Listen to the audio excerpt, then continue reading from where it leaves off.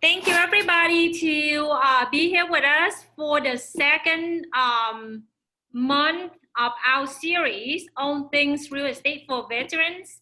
So we have with us today, well, first of all, me, Tracy Keffer. I am the team lead of the Powerhouse team at Keller Williams. And we have Brian from the Movement Mortgage Company. We have Laura and Jim from Habitation Investigation, who is also the main speaker for the series today. So, whoever, if you actually watched the first series last month, we talked about who we are and why we come up with this seminar.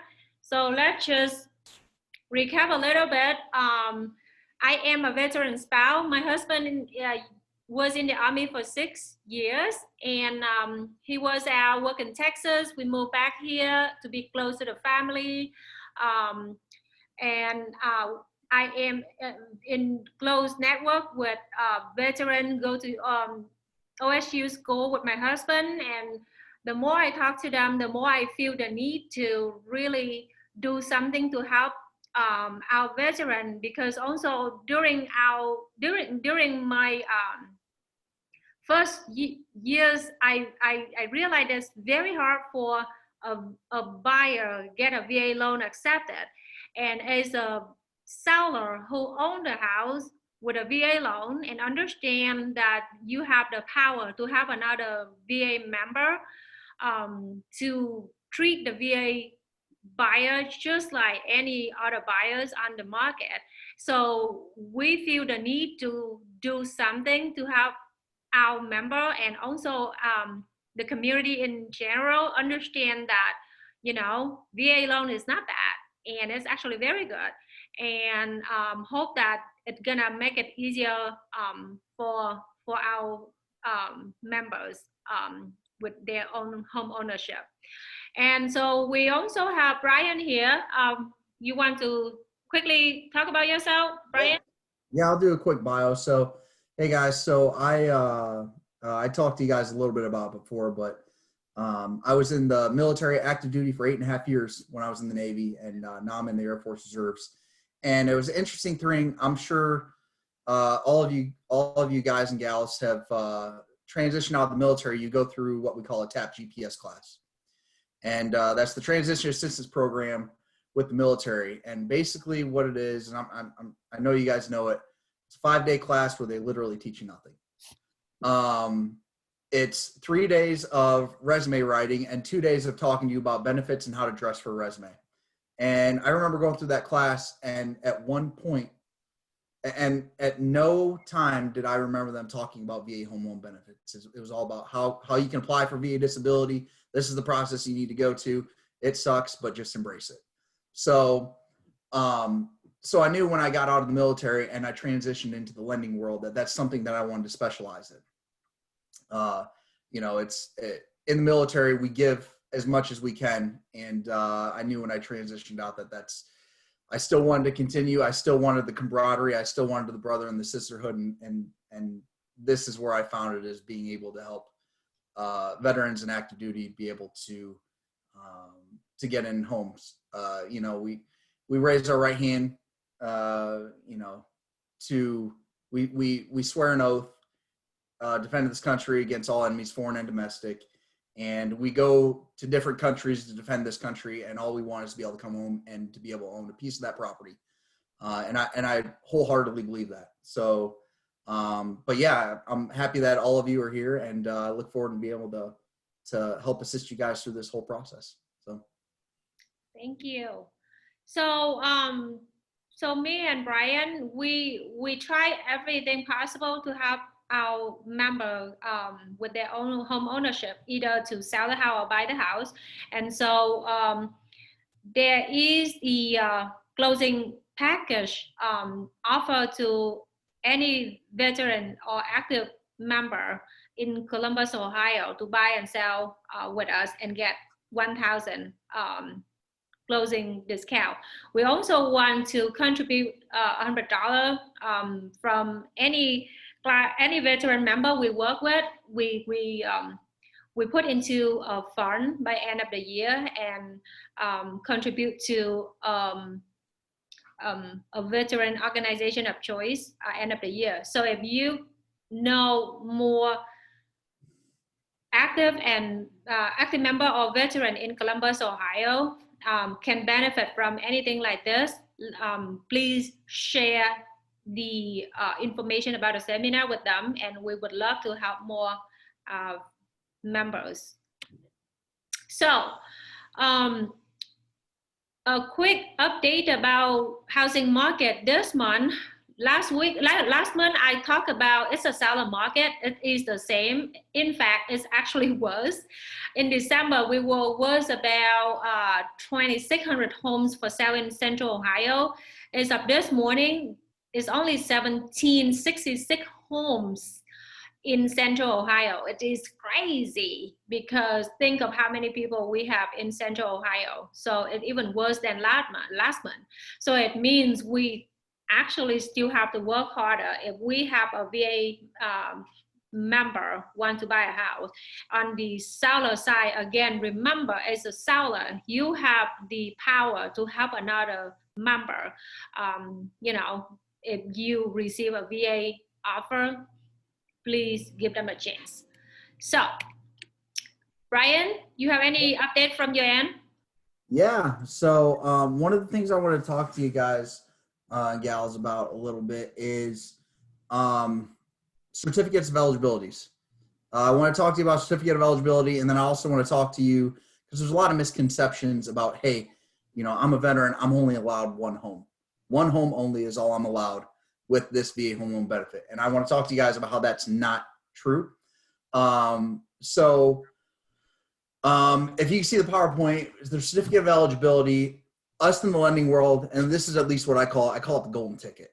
You know, Willy Wonka is the golden ticket. This is what all of us lenders need in order to be able to tell if you are eligible for the VA home loan benefit or not. So it's possible to be, there's two distinct factors when it comes to this VA home loan. Eligibility and entitlement.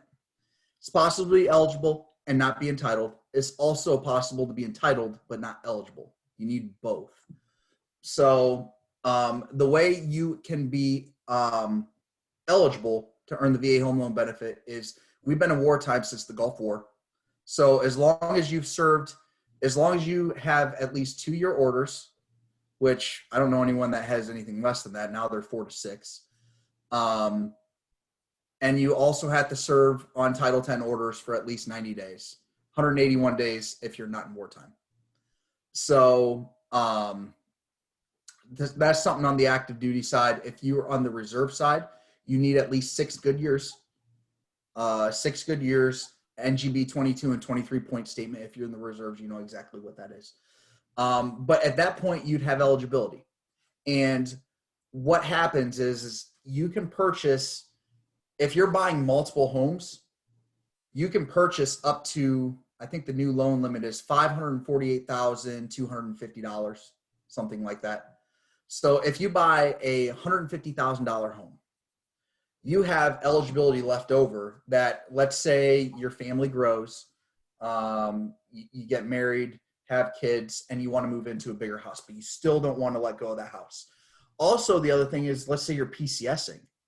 If you're PCSing, let's say you're in California and you own a house in California and you want to move back to Ohio. You can keep that house in California. And I don't know any house that's $150,000, but but you can purchase a house, and as long as you have entitlement that's still available, you could purchase another house. Now, if you go over that entitlement, it's not that big of a deal, because the VA will always guarantee 25%. That's a number you want to remember, 25%. The VA always guarantees that. So let's say you have $200,000 left on your entitlement and you find a $300,000 house. Well, obviously you got that $100,000 spread right there. You don't have to bring $100,000 to the closing table. The VA will guarantee 25%. So you only have to bring 25% of that $100,000 to the table. So it's possible to own multiple homes with the VA home loan benefit. That myth is goes back to the 1970s when you only had tier 1 entitlement. Now there's 2 different tiers of entitlement. But yeah, so, but certificate of eligibility, I want you guys to remember, certificate of eligibility, that's the golden ticket. That's the number one thing every lender needs. You can actually go onto your eBenefits website to get that information. If you don't, the lender can pull it, but if you want to go onto your eBenefits website, you can get it on there. So. Got it. Hey, Brian, I also have this question from our members. Yeah. Can they use the VA benefit to buy investment property? You can't use it to specifically buy investment property, but what you could do, and I have a lot of people that do this, they'll buy a duplex, they'll buy a 3-unit, they'll buy a 4-unit, because all that the VA requires is that you live in the property. So you can live in one of those units and rent out the rest. Got it. So I actually have 2 people right now that are doing that. Got it. So it cannot be a single home just for rental and they live in a totally different single home. It's not going to work that way. Correct. Okay. Now, if you have a VA and you PCS, you can keep that home and you can rent out that property. But if you purchase a new house, it has to be a primary residence. Okay. So, but if they buy the new house and move to the new house in the same city and then rent out the first house, that would be okay. It depends. Yes, you technically you can, but it has to be of greater value in some way, shape, or form. So, like if your family grows, let's say you need an extra bedroom. Well, if you're moving from a 2-bedroom house to a 3-bedroom house, that's justifiable. You're adding, if you want to move from a, one bathroom to a 2-bathroom, it has to be of greater value in some way, shape, or form. The VA will allow that. Got it. And so, okay, so if people want to downsize, let's say they own a bigger home, but then they don't want to cut grass and they move back to the condo, would that work? There's a little bit of gray area around it. It's on a case-by-case basis. It's really up to the VA.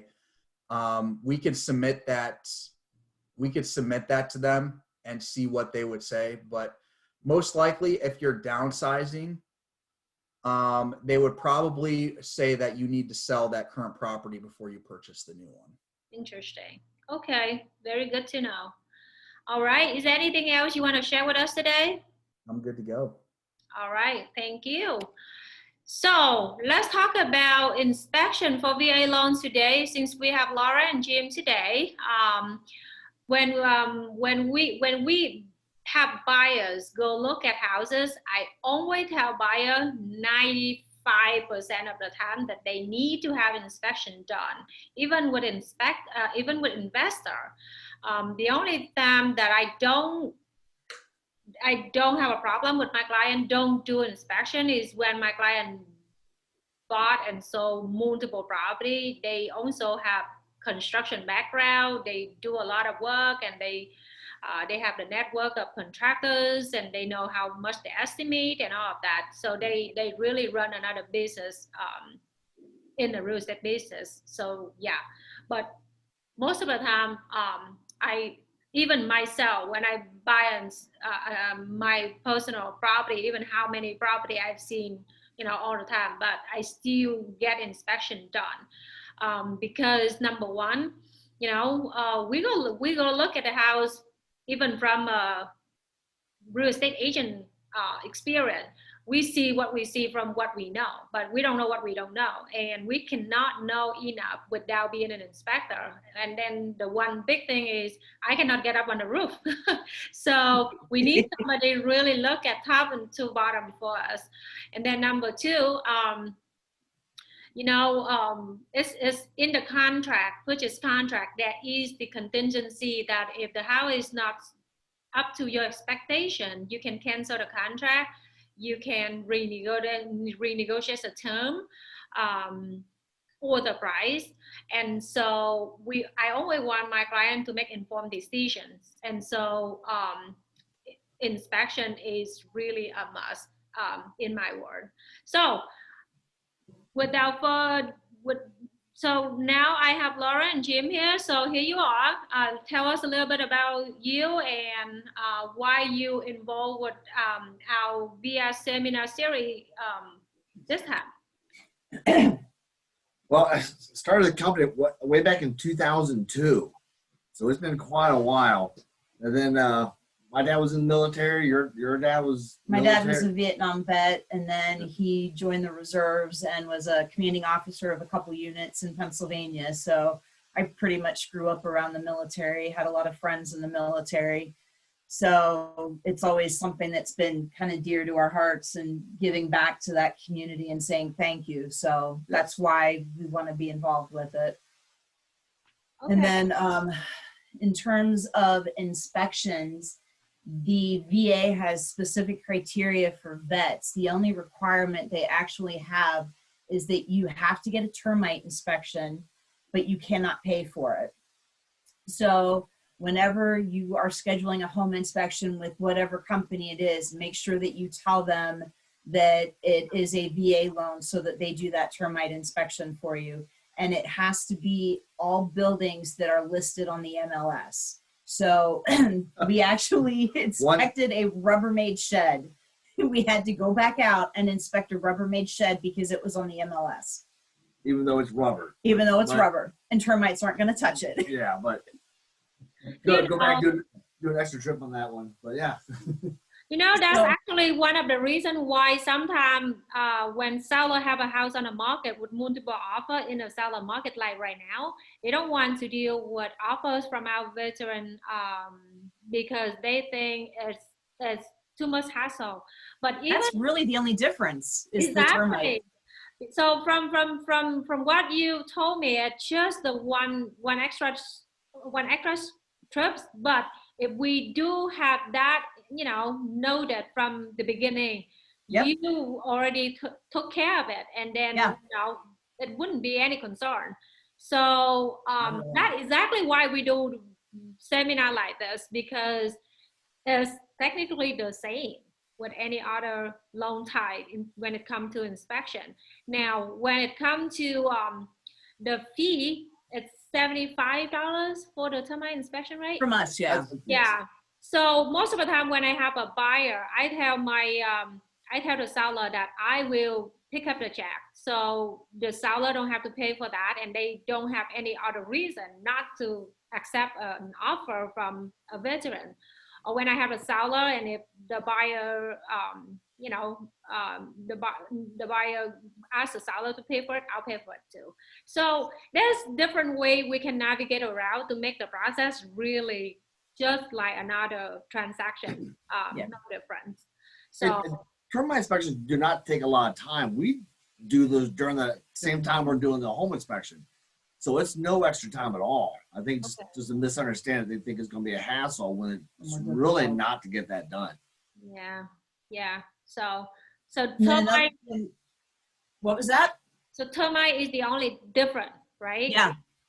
And then sometimes we have to follow up with the loan officer and send a separate invoice for the termite, or separate out the home inspection and the termite, or answer any questions. And we have no problems doing that and do that all the time for people. And that's just on our end. That's nothing that the seller has anything to do with anyways. So how does it work for you, Brian? Are you talking about when the pest and termite comes in? Yeah. So do you really need to deal with the termite invoice and?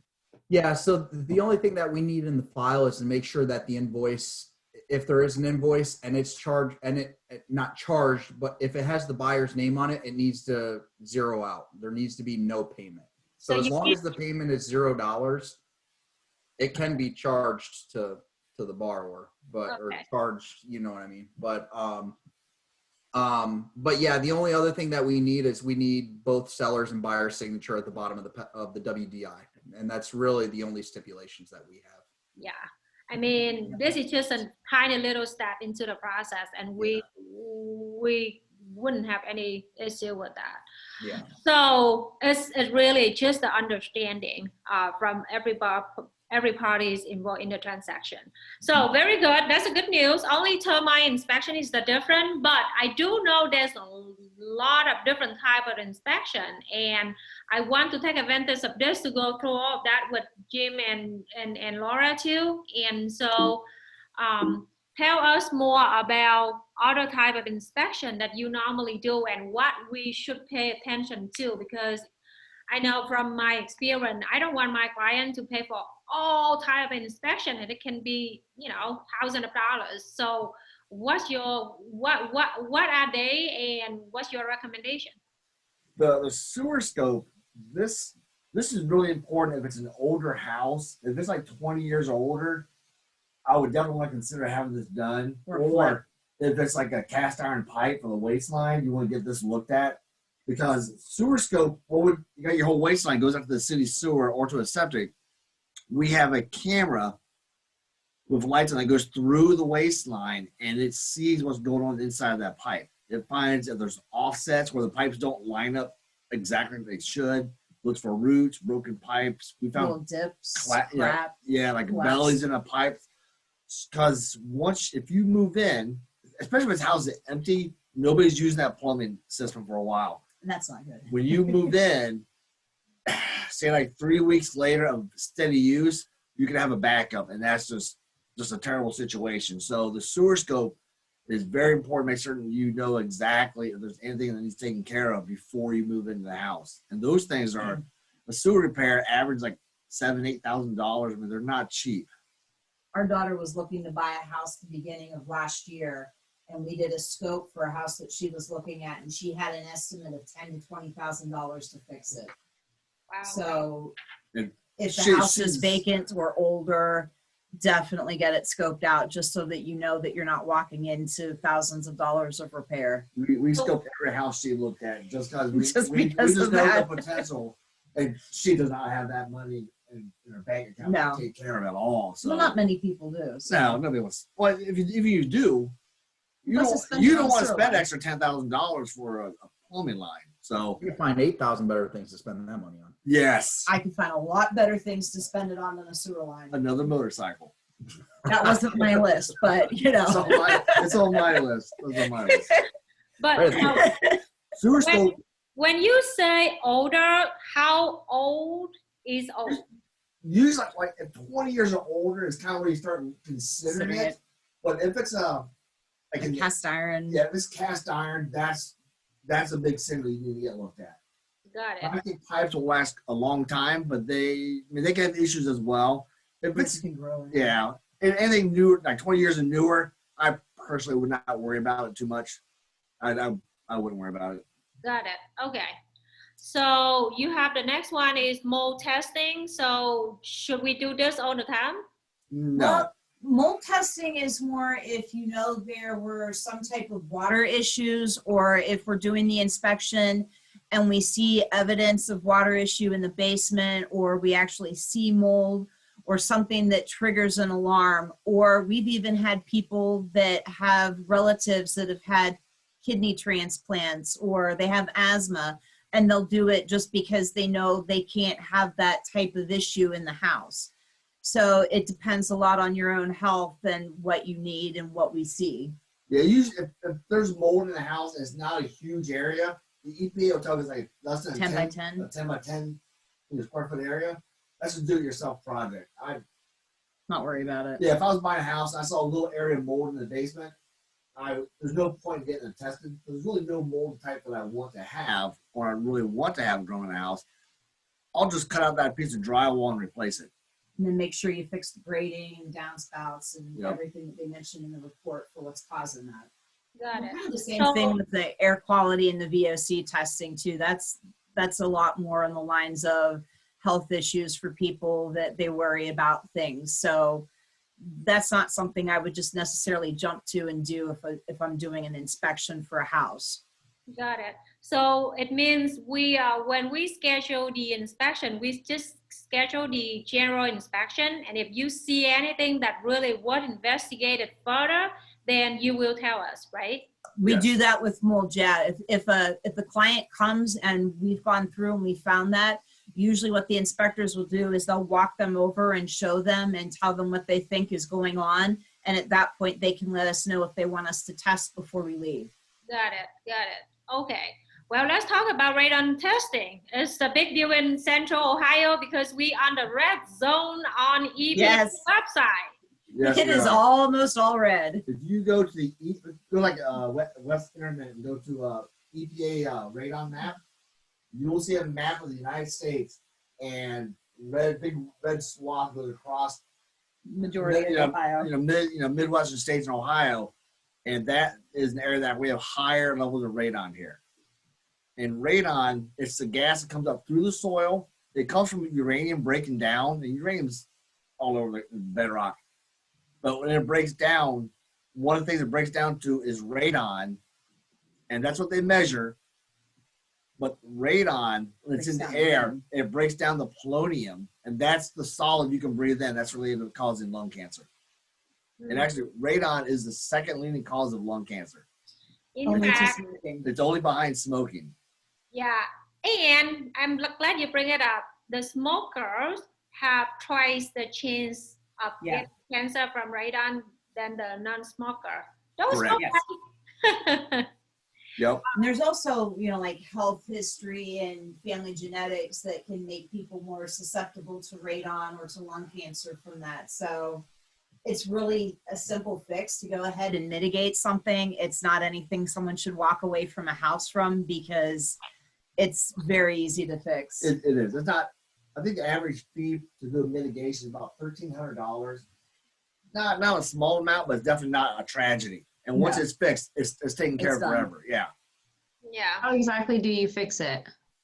There is it's usually sub-slab depressurization. So what they'll do, they'll have a pipe that points underneath the slab in the basement, typically, and there's a fan outside of the house that basically sucks like a straw, sucks all the air underneath the basement slab and blows it outside.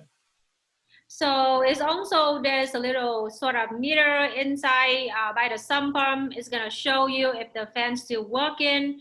If you don't hear anything, and if you see, it's supposed to be uneven, but if it's even, it means the fan is not running.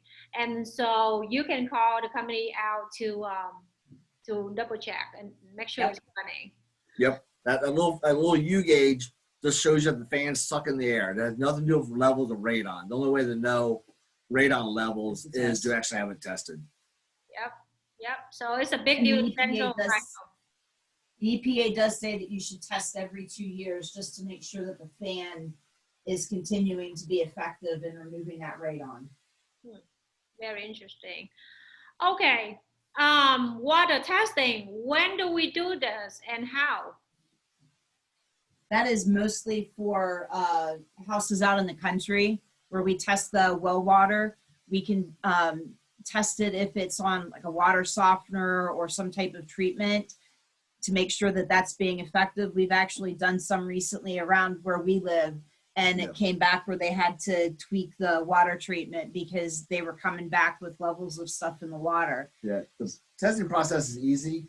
We would get a sample of water, we seal it up. There's a chain of custody with it, just like with the mold testing. And we send that water sample to a lab, and they'll look at it for nitrates, nitrites. So what are we? Bacteria. Yep. Yeah. What are we looking to see? Is it just like, is there any bacteria in the water, or are we looking for? I have a client asked me this question before. Like there's lead in the water. Do we test for that? What was that? Lead? Lead is typically found in pipes, is where it gets into the water. So if we do a test and there's lead that comes back, it's seeping in from the pipes. And there's two different ways to test for lead, but we typically don't do the first straw because we're not out of the house first thing in the morning before everybody's using the water. So the one test that I did here in town actually did come back with lead in the pipes, and it's an older community, so that's where they think it was coming from. Well, there used to be solder for old copper pipes, like in the 60s. There was lead in some of that solder. And the especially the hot water pipelines, if that water sat in there overnight, it would pick up some of that lead. And then with the water testing, if it comes back with bacteria in it, there's a really easy way to treat that, and it's called shocking the well. And so you would just have that done before you start using it, or before the sellers move out. They would know how to do that. And they would just know that that's time to do it then. Is it costly? Shocking the well is just a bottle of bleach. Okay, I see. Got it. Literally, they just dump bleach in it. Do we And then do that circulate the test? Do we do Well- that test every couple years or? The well test for the bacteria, that is a really good question as to how often it should be done. You can tell sometimes that the water tastes different, and that would probably be a good time to test it. And the local health department, you know, once you've moved in, they can go ahead and you can call them out to just do a bacterial test.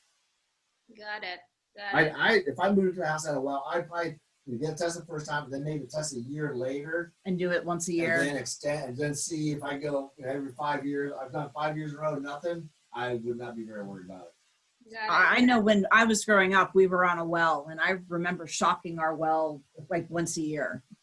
So I don't know. That would be something to look up. It's been a long time since I've been on a well. Got it. Okay. So gas lights, that sounds dangerous. What do we do? Well, when we do the inspection on that, we have a combustible gas detector, and we'll take that detector along the gas lines inside the house and see if there's any leaks coming out through there. Okay. Does it happen all the time? About 25% of the More time, often than we you found a would think. little gas leak. Yeah. Yeah. Usually it's small enough where you're not likely the house is ever going to blow up. The gas leak is so small. We have come across some room. We open the door and it just Walks out in your Yeah, face. we know there's a gas leak in that room pretty quick. But typically it's a small leak and it's just a plumber needs to tighten up the pipe. Huh. I don't have my client do this test all the time. That's why I'm asking. Okay, thermal imaging. Yes, we have thermal imaging cameras, and it's really valuable on flat roofs because you can't see underneath that rubber membrane. So the thermal imaging camera, what it does, it sees differences in temperature.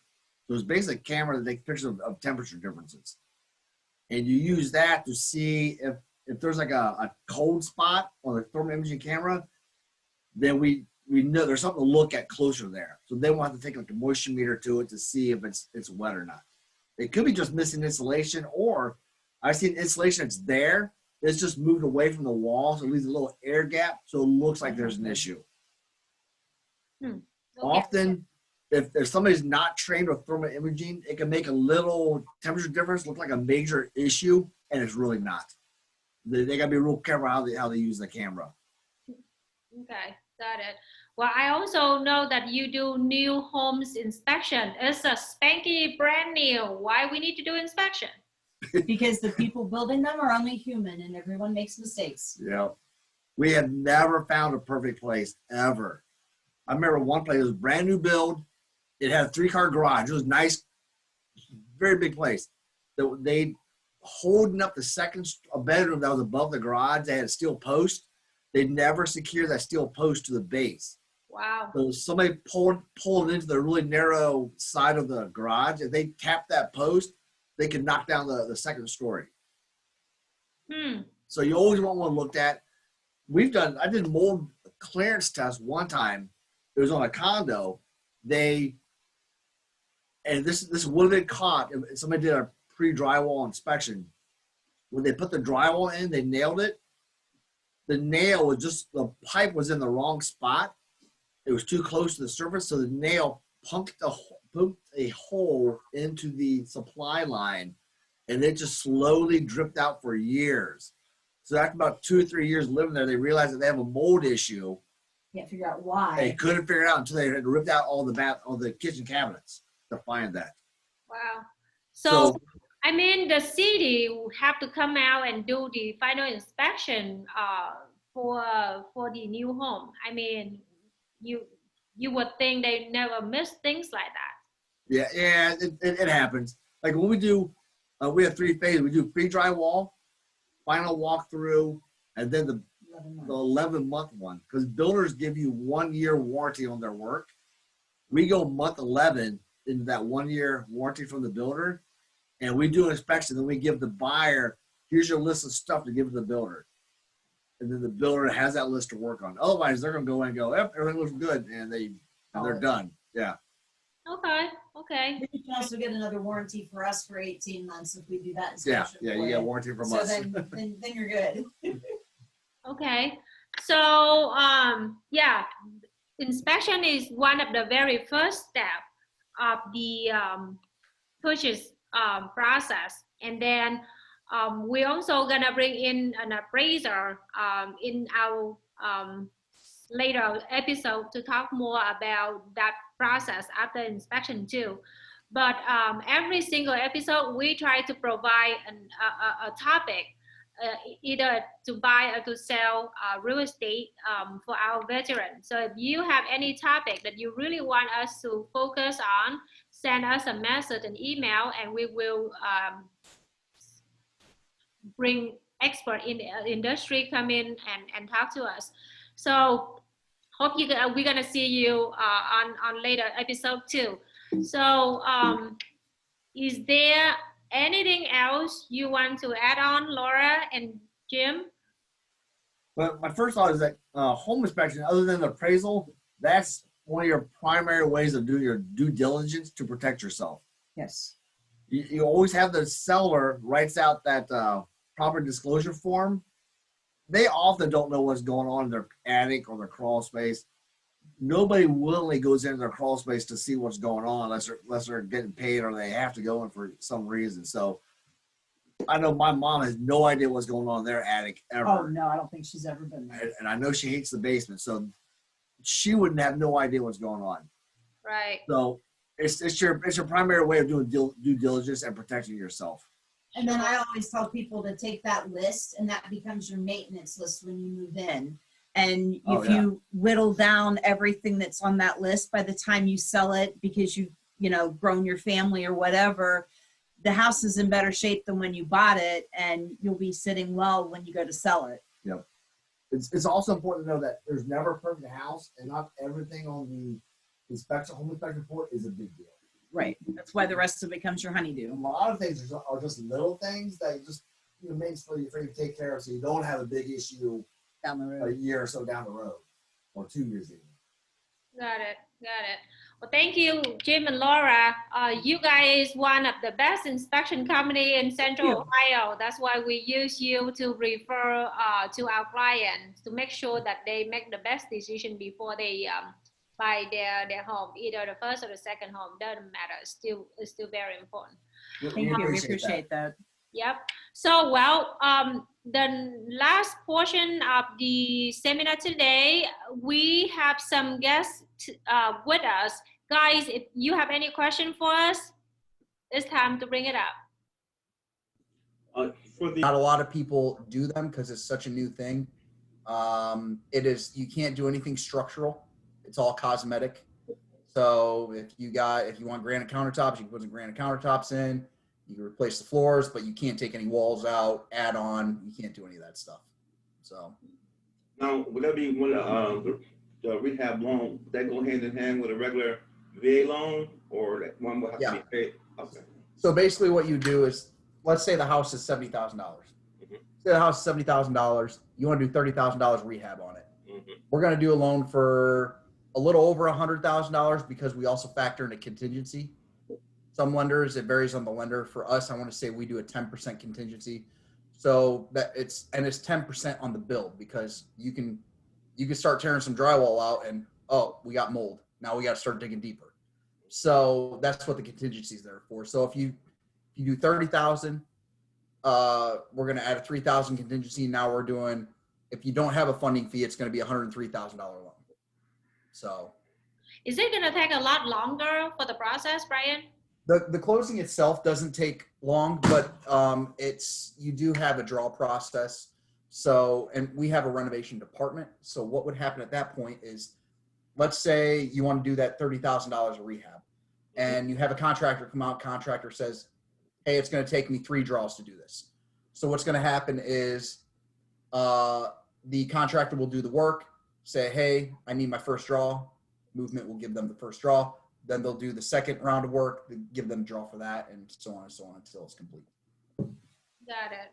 And then if there's excess money left over, what we usually do is we just pay it down on the principal automatically. I actually did not know about this this product. So what does Not a it lot of call? people do it. What does it call? It's the VA rental loan. VA. Yeah, VA renovation loan. Yeah, VA. Okay, that's So very. would that cover HVAC systems also? I'd have to look into that.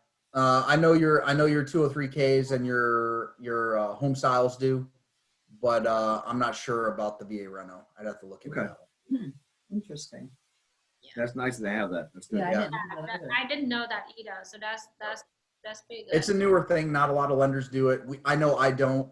I know renovation loans is not my wheelhouse. I have a guy in my office that is probably he's the number one renovation guy in the whole state. He's really good at what he does. But for me, I don't try to play. I'm really good at VA loans, and I just stay in that lane. Okay, that's good to work with an expert. Yeah. Any more questions? Ahmed, you were quiet the whole time. Is there any question for us?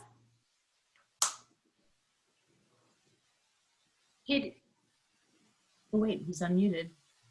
Yes. Hi, you hear us? Maybe the audio doesn't work. Maybe you can type in his question. Yeah. Brian, so Brian, are you thinking to do some fixer upper or what? What were your plan? What are my plans? Very good question. I really want to. Initially, I was looking at Toledo, Ohio, so you guys in Ohio, but My neck of the woods. I used to live up in that area. So Toledo, Ohio, I was really looking to go in there and buy some property and buy some property and live Look in in one, Perrysburg.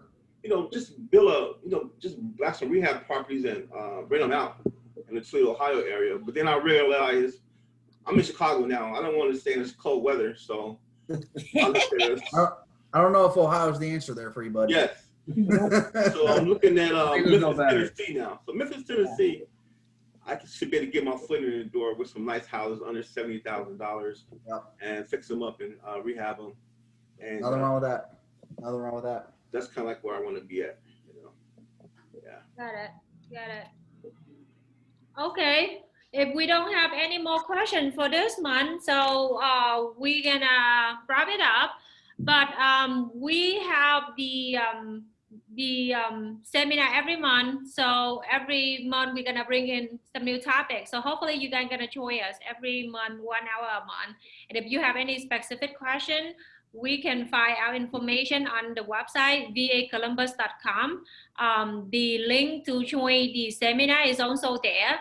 And we have a lot of resources on there to help our client to navigate around the buying and selling process. Well, we also work with a lot of investors too. So if anything we can do to help you, let us know. Thank you very much for being with us today and hope to see you again. Y'all have a great one. Take care. Bye now.